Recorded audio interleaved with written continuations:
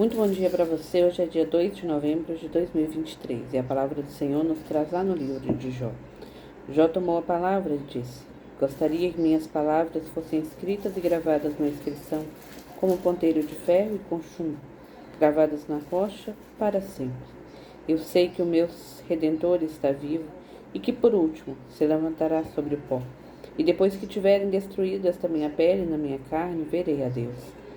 Eu mesmo o verei, meus olhos o contemplarão, e não os olhos de outros.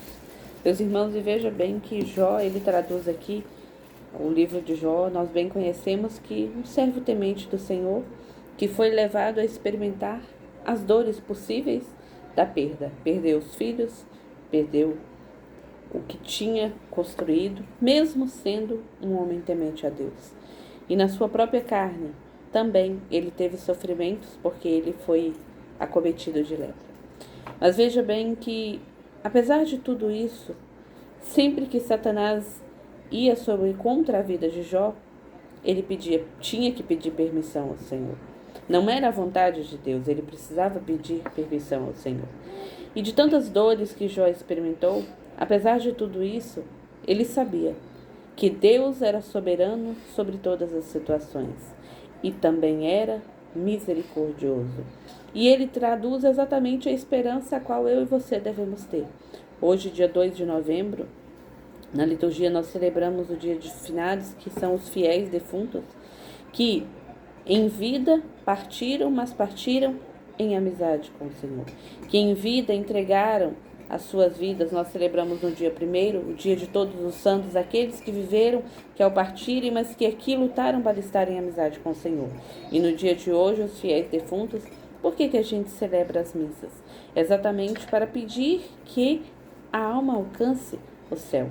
Ainda que ele tenha feito várias coisas durante a vida, mas considerando que é necessário a purificação, e aí seria ir para o purgatório para poder passar por esse tempo. Mas Jó nos traz aqui exatamente, às vezes, dói. Dói muito quando a gente perde alguém. Às vezes não. Quando a gente perde alguém, dói. Alguém que é especial no nosso coração, saber que não vai mais ver, saber que não vai mais abraçar. E até aguardar o ponto de reencontro, onde estaremos todos reunidos para adorar e bendizer ao Senhor. Mas Jó nos traz aqui que quando essa carne dele passasse, ele veria a Deus face a face, e não outros, ou seja, não aqueles que ainda não tivessem morrido, mas dizendo que existe algo mais, que a nossa vinda não se finda sobre esse corpo que já tem os seus dias contados e que é limitado, mas que ele veria o Senhor face a face. E essa é a nossa esperança. Às vezes a gente diz: como passar por tudo isso? Como Deus pode saber como eu me sinto se Ele é Deus e eu sou humano? Porque o Verbo se fez carne e habitou entre nós.